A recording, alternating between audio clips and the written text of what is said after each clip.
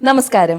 വിവിധ മേഖലകളിൽ മികച്ച വ്യക്തികളെ പരിചയപ്പെടുത്തുന്ന ഗസ്റ്റ് ടൈമിന്റെ പുതിയൊരു അധ്യായത്തിലേക്ക് ഏവർക്കും സ്വാഗതം.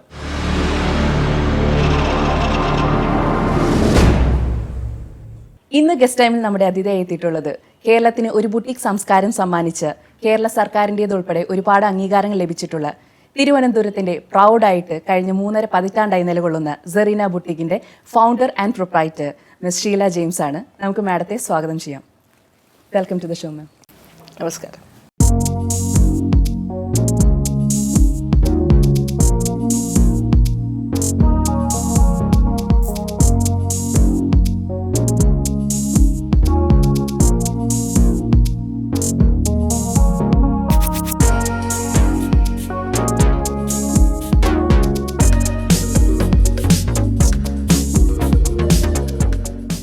മാം സ്വന്തം ആവശ്യത്തിന് വേണ്ടി ഒരു 2-3 കുർത്തയിൽ സ്റ്റാർട്ട് ചെയ്തതാണ്. ബോഡി ട്യൂൺസിൽ സ്റ്റാർട്ട് ചെയ്തു, ഇപ്പോൾ സെറീനയിൽ എത്തി നിൽക്കുന്നു. ആ ഒരു മാറ്റം, ആ ഒരു ചേഞ്ച് എങ്ങനെയായിരുന്നു?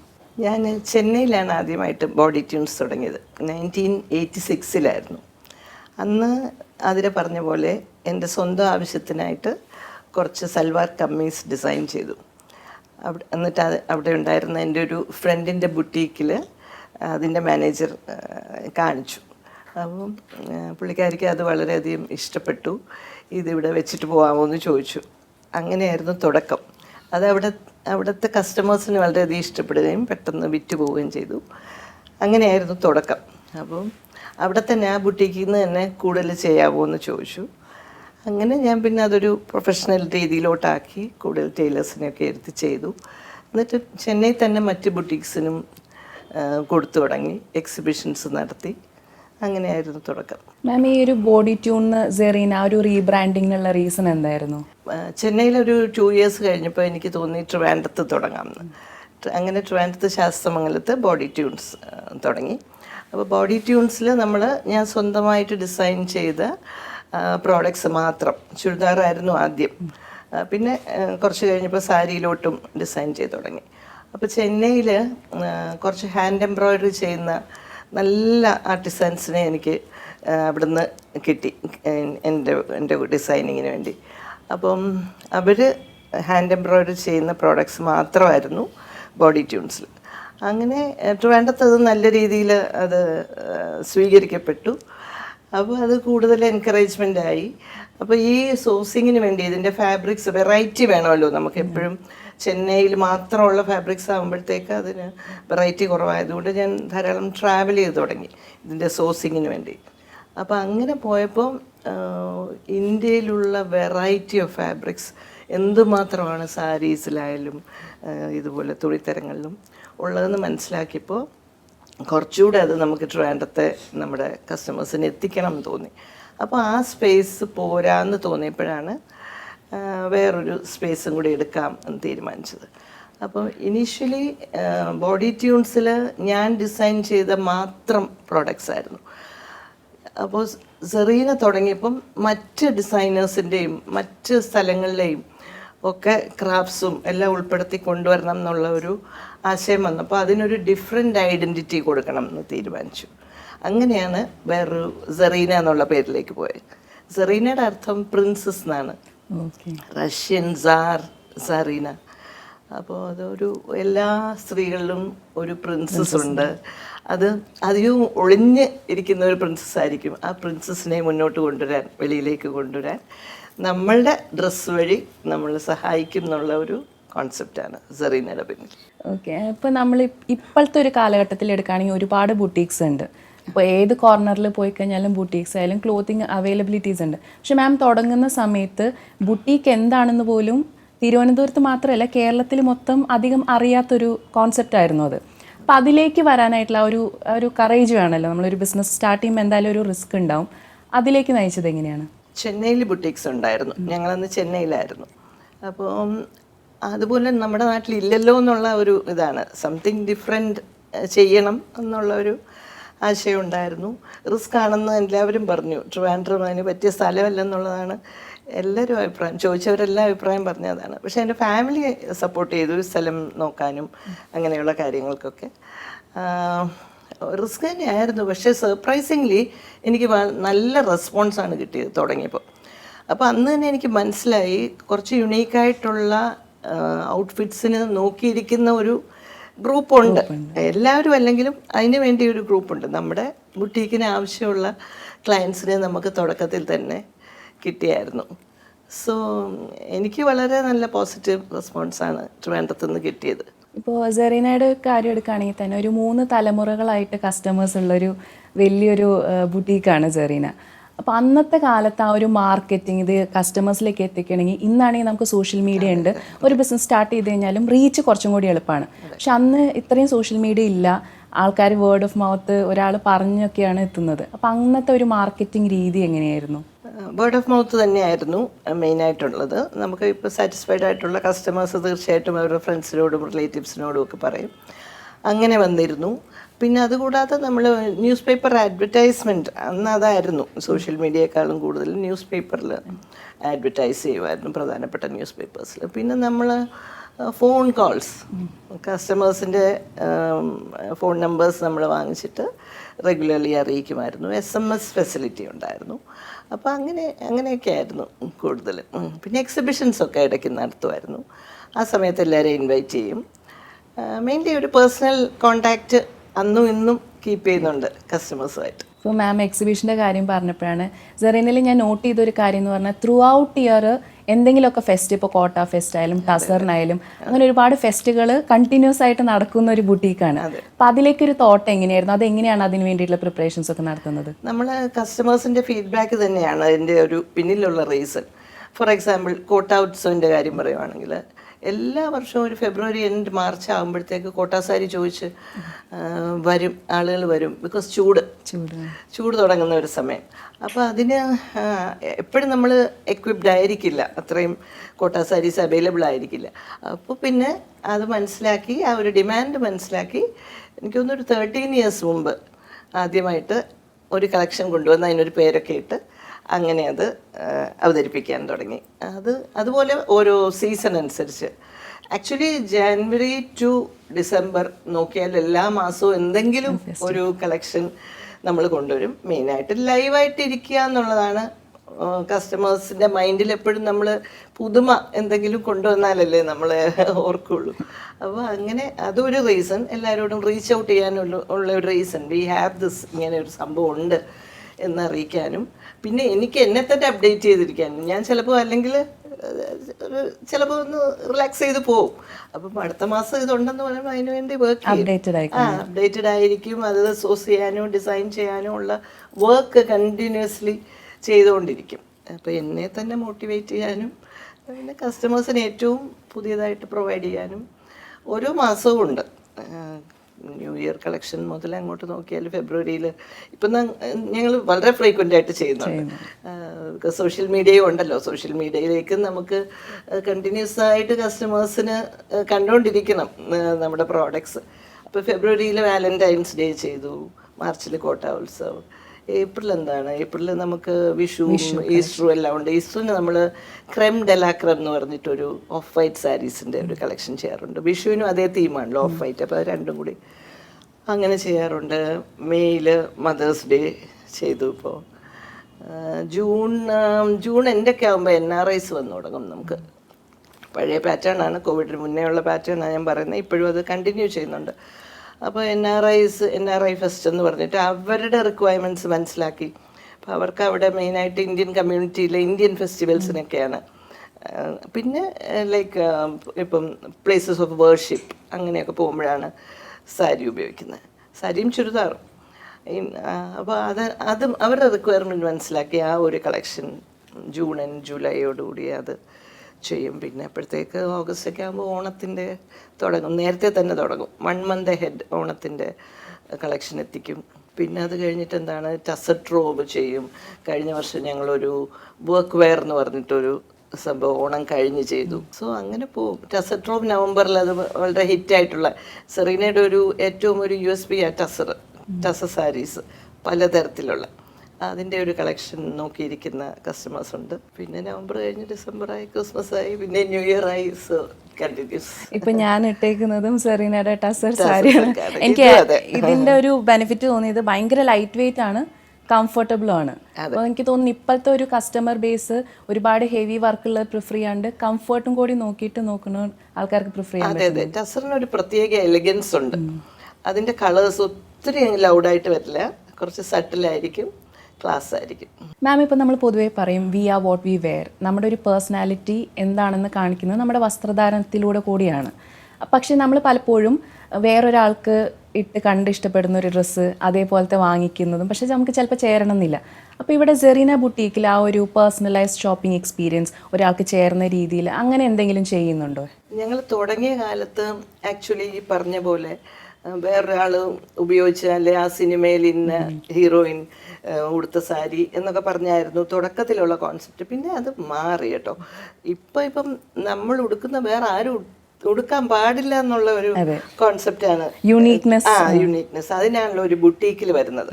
ബുട്ടീക്കിൽ വരുമ്പോൾ അതാണ് എക്സ്പെക്ട് ചെയ്യുന്നത്, വളരെ സെലക്റ്റഡ് ആയിട്ടുള്ള ഹാൻഡ് പിക്ഡ് അല്ലെങ്കിൽ ഡിസൈൻഡ് ആയിട്ടുള്ള പ്രോഡക്റ്റ് അതൊന്നേ കാണുള്ളൂ. അപ്പോൾ ആ ഒരു കോൺസെപ്റ്റാണ് നമ്മൾ ഫോളോ ചെയ്യുന്നത്.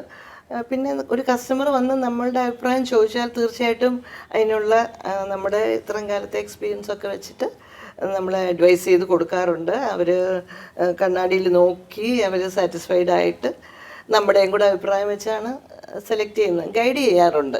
പലരും ചോദിക്കും എനിക്ക് ഏത് കളറായിരിക്കും ചേരുന്നത്. അപ്പോൾ ഓരോ കോംപ്ലക്ഷൻ അനുസരിച്ചുള്ള കളേഴ്സ് നമുക്കറിയാം, അത് പറഞ്ഞു കൊടുക്കും, അവരും കൂടെ സാറ്റിസ്ഫൈഡ് ആയിട്ട് എടുക്കും. ഇപ്പം മിക്കവരും പേഴ്സണാലിറ്റി ബേസ്ഡ് ആണ് ഡ്രസ്സിങ്. ബ്ലൈൻഡായിട്ടുള്ള ഈ ഫോളോയിങ് വളരെ കുറവാണ്, എസ്പെഷ്യലി നമ്മളുടെ ട്രഡീഷണൽ വെയറിൽ. വെസ്റ്റേണിലൊക്കെ വെസ്റ്റേൺ വെയറിൽ അങ്ങനെ ഉണ്ടായിരിക്കാം, പക്ഷേ ട്രഡീഷണൽ വെയറിൽ ഇതുപോലെ നമ്മുടെ ബുട്ടീക്കിൽ വരുന്നവരെല്ലാവരും പേഴ്സണാലിറ്റിക്ക് യോജിച്ച് ഡ്രസ്സ് ചെയ്യാൻ താല്പര്യപ്പെടുന്നവരാണ്. അവരെ നമ്മൾ ഗൈഡ് ചെയ്യാറുണ്ട്, ഹെൽപ്പ് ചെയ്യാറുണ്ട്. ഇപ്പോൾ നമുക്ക് കോവിഡ് ആയിരുന്ന സമയത്ത് ബിസിനസ് എല്ലാം പൊതുവേ ഡള്ളായിരുന്ന ഒരു സമയമാണ്. അപ്പോൾ ആ സമയത്താണ് ഈ ഒരു ഓൺലൈൻ എന്നുള്ളൊരു ആശയം വരുന്നത്, അതോ മുന്നേ തൊട്ടേ ഉണ്ടോ? ഓൺലൈൻ അതിന് മുന്നേ ഉണ്ട്. ഓൺലൈൻ എല്ലായിടത്തും പോപ്പുലറായ സമയത്ത് നമ്മളും തുടങ്ങി.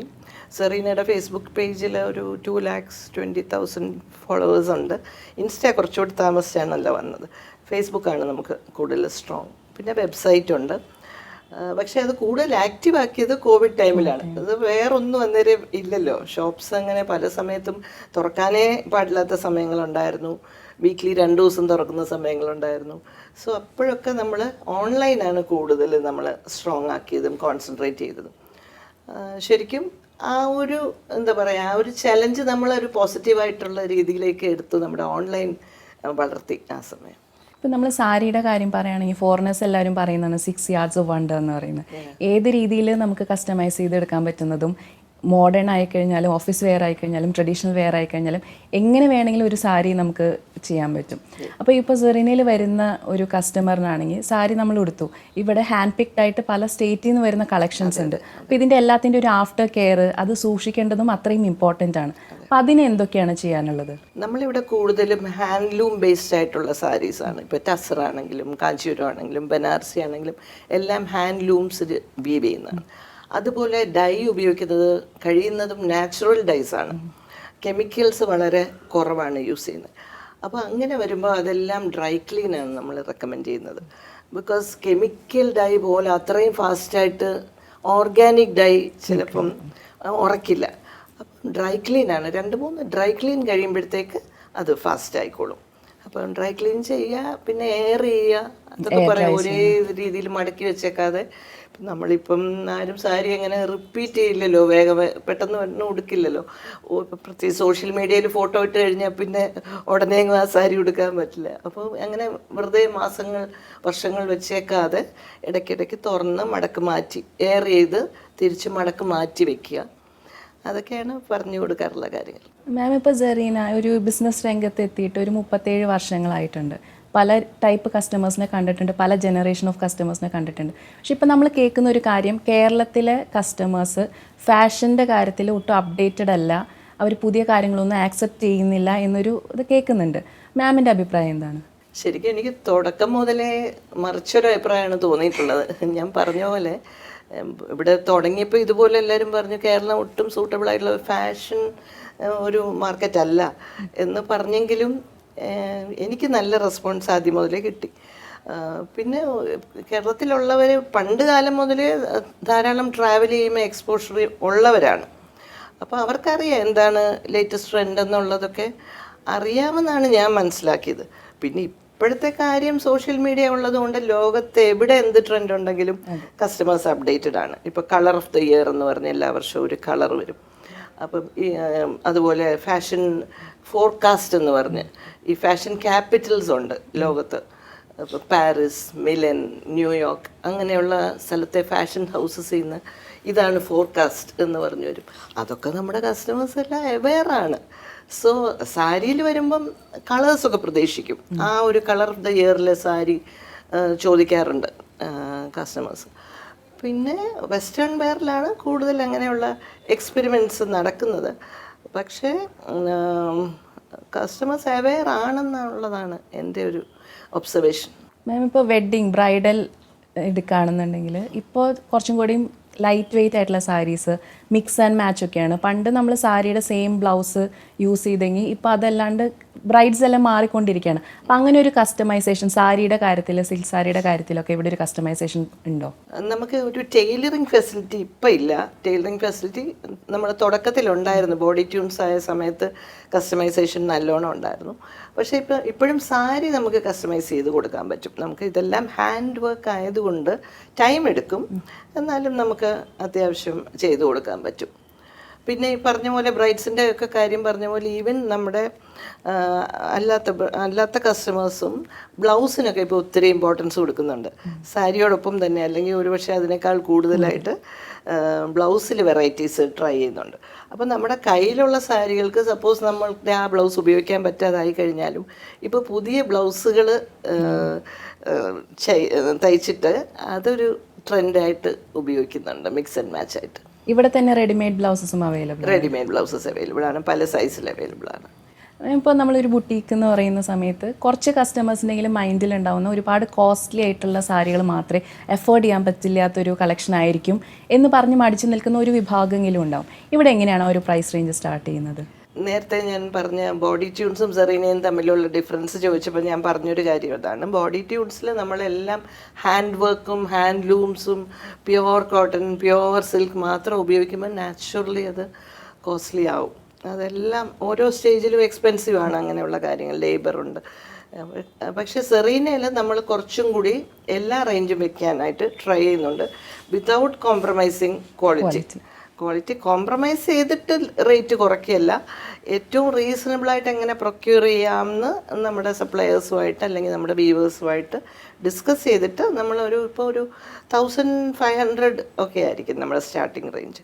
പിന്നെ ഞാൻ വർക്ക് വെയർ എന്ന് പറഞ്ഞ കളക്ഷൻ ചെയ്തപ്പോൾ 650 മുതലുള്ള കളക്ഷൻ ചെയ്തായിരുന്നു. അപ്പോൾ അതിന് വേണ്ടി അത് സോഴ്സ് ചെയ്തു. അതെ, ഡെയിലി യൂസിന് വേണ്ടിയിട്ട്.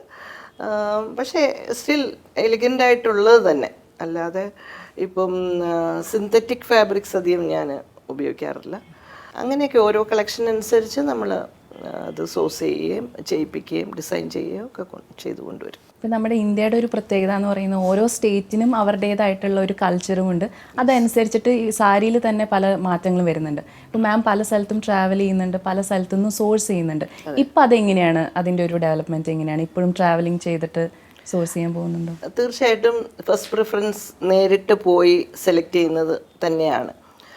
പക്ഷേ ഒരു എമർജൻസി സിറ്റുവേഷൻ നമുക്ക് പെട്ടെന്ന് റീപ്ലനിഷ് ചെയ്യണമെങ്കിൽ ഇപ്പം വീഡിയോ കോൾ ഫെസിലിറ്റി ഉണ്ട്. നമുക്ക് ഇവിടെ ഇരുന്ന് തന്നെ ആ ഷോപ്പിൻ്റെ ഇൻറ്റീരിയർ മുഴുവൻ അതിനകത്തുള്ള എല്ലാ പ്രോഡക്ട്സും കണ്ട് നമുക്ക് സെലക്ട് ചെയ്യാം. പുതിയ ഒരു സപ്ലയർ അല്ലെങ്കിൽ പുതിയ ഒരു വീവറൊക്കെ ആണെങ്കിൽ നമുക്കത് ബ്ലൈൻഡായിട്ട് ചെയ്യാൻ പറ്റില്ല.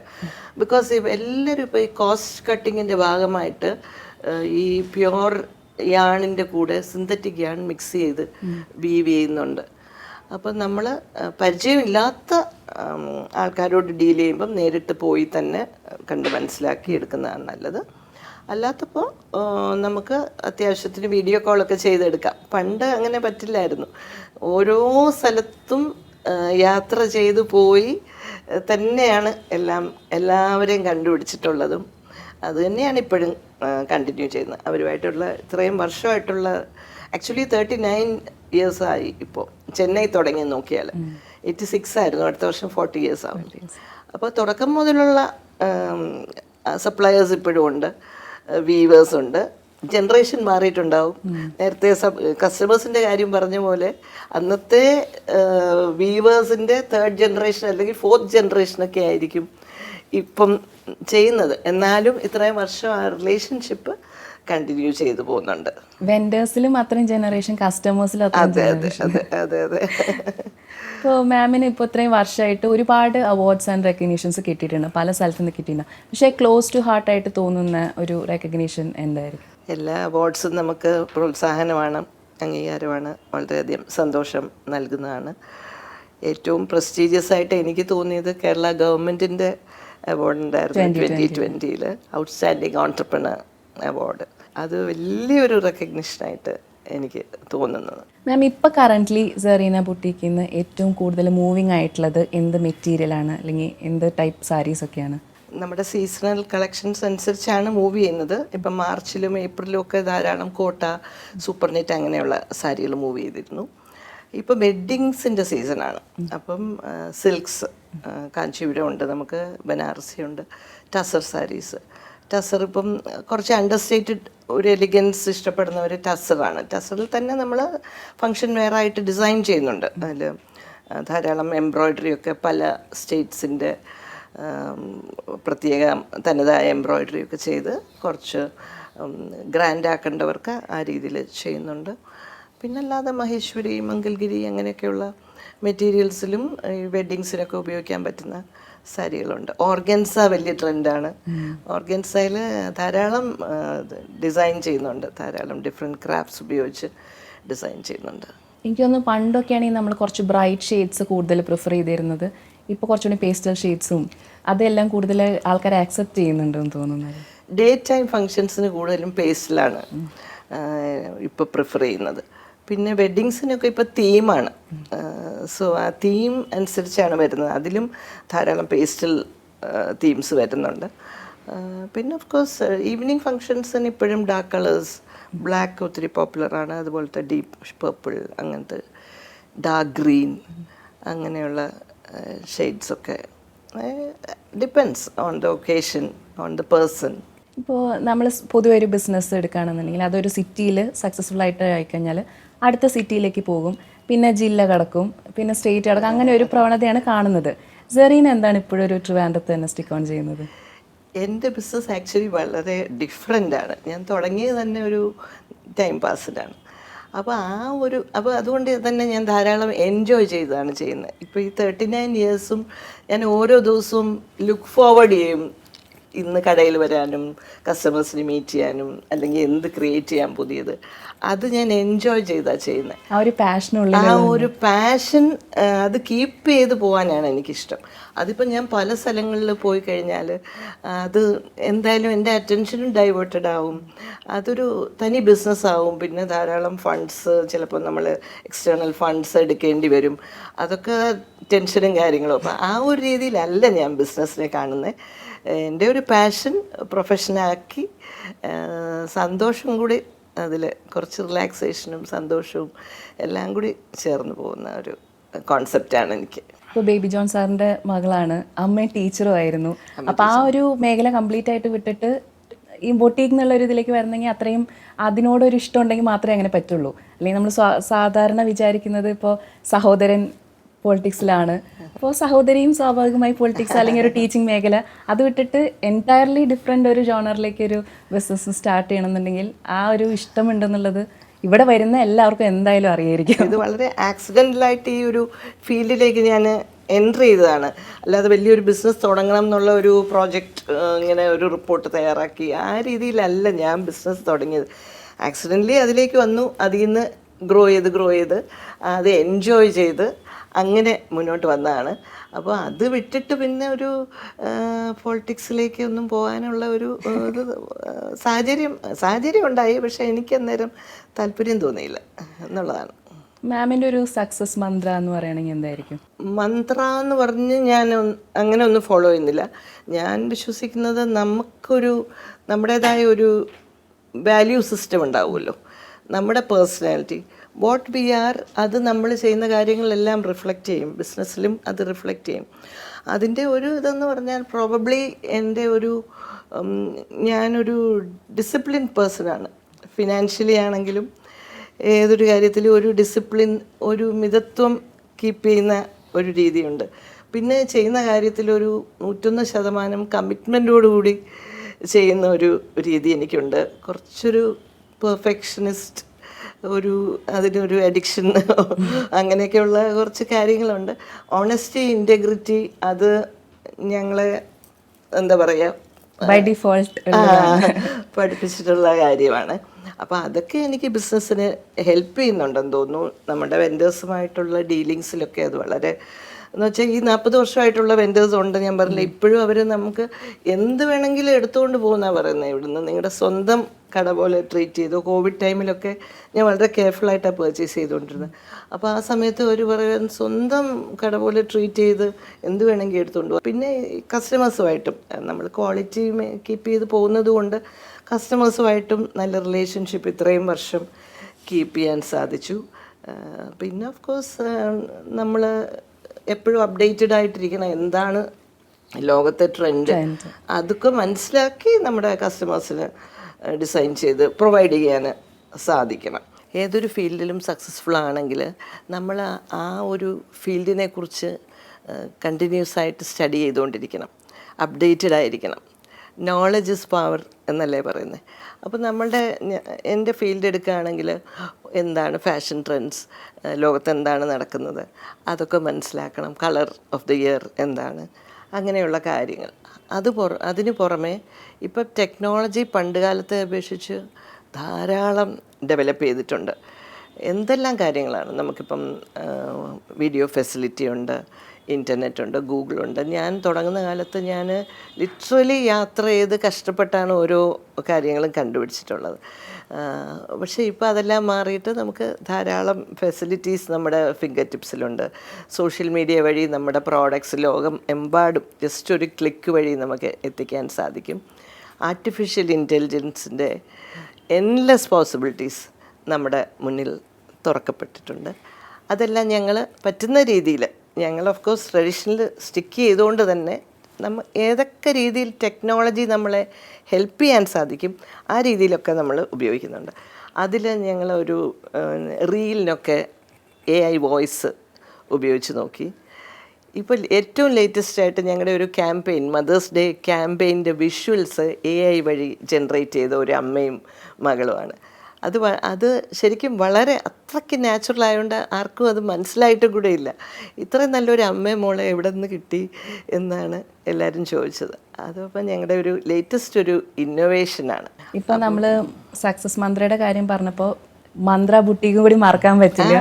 മാമിൻ്റെ മോൾ ശാലിനി എറണാകുളത്ത് ഒരു ബുട്ടീക്ക് നടത്തുന്നുണ്ട്. അപ്പം മകൾ ഈ ഒരു ബുട്ടീക്ക് മേഖലയിലേക്ക് പോയപ്പോൾ ഇത്രയും വർഷത്തെ എക്സ്പീരിയൻസിൻ്റെ വെളിച്ചത്തിൽ നിന്ന് എന്താണ് കൊടുത്തത് ഒരു ഉപദേശം എന്നുള്ള പോലെ? മക്കൾ പോകാൻ കാര്യം തന്നെ തീരെ ചെറിയ കുട്ടിയായിരിക്കുമ്പം ഞങ്ങളിവിടെ PTP നഗറിൽ ഇതിൻ്റെ ഒരു വർക്ക്ഷോപ്പ് നടത്തുന്നുണ്ടായിരുന്നു, ചെന്നൈയിൽ നിന്ന് ഇങ്ങോട്ട് ഷിഫ്റ്റ് ചെയ്തപ്പോൾ. അപ്പോൾ അവിടെയൊക്കെ വന്ന് അവർ ഈ ഹാൻഡ് എംബ്രോയ്ഡറി ചെയ്യുന്നതൊക്കെ കണ്ട് അവർക്കതിൽ ഇൻട്രസ്റ്റ് വളരെ ചെറിയ പ്രായത്തിൽ ഡെവലപ്പ് ചെയ്തതാണ്. അപ്പോൾ ഡിഗ്രിയൊക്കെ കഴിഞ്ഞപ്പം ഇതിനാണ് പോകാൻ താല്പര്യം എന്ന് പറഞ്ഞു. അങ്ങനെ NIFT national institute of fashion ടെക്നോളജിയിൽ അഡ്മിഷൻ കിട്ടി. അങ്ങനെ അത് പഠിച്ച് സ്വന്തമായ ഒരു ബ്രാൻഡ്, ഒരു ഡിസൈനറായ ശേഷം ഒരു ഡിസൈനറിൻ്റെ പേരിൽ തന്നെയുള്ള ഒരു ബ്രാൻഡാണ് മന്ത്ര. ഇപ്പോൾ മാമിൻ്റെ ഫാദർ പൊളിറ്റീഷ്യൻ ആയിരുന്നു, അമ്മ ടീച്ചറായതുകൊണ്ടായിരിക്കും മാമിൻ്റെ അടുത്ത് മാമിൻ്റെ പല ഇൻ്റർവ്യൂസ് കാണുമ്പോഴായാലും നേരിട്ട് സംസാരിക്കുമ്പോഴായാലും നമ്മളൊരു ക്വസ്റ്റ്യൻ ചോദിക്കുകയാണെങ്കിൽ അത് ടു ദ പോയിന്റ് ഒരു ആൻസർ മാമിൻ്റെ കയ്യിലുണ്ട്. പറയുന്ന കാര്യത്തിൽ വളരെ ക്ലിയർ ആണ്. അതാ ചെയ്യുന്ന ജോലിയോടുള്ള ആത്മാർത്ഥതയും ആ ഒരു വിഷൻ്റെയും കൊണ്ടായിരിക്കാം. എന്തായാലും മാമിനെ ഇത്രയും നേരിട്ട് കണ്ട് ഇത്രയും നേരം സംസാരിക്കാൻ സാധിച്ചതിലും ഇത്രയും കാര്യങ്ങൾ മനസ്സിലാക്കാൻ സാധിച്ചതിലും ഒരുപാട് സന്തോഷം. Thank you. അതിരയുടെ ക്വസ്റ്റ്യൻസും വളരെ മീനിങ് ഫുൾ ആയിരുന്നു. അതുകൊണ്ട് എനിക്ക് വളരെ ഓപ്പണായിട്ടും ഫ്രീ ആയിട്ടും സംസാരിക്കാൻ സാധിച്ചു. Thank you very much. Thank you.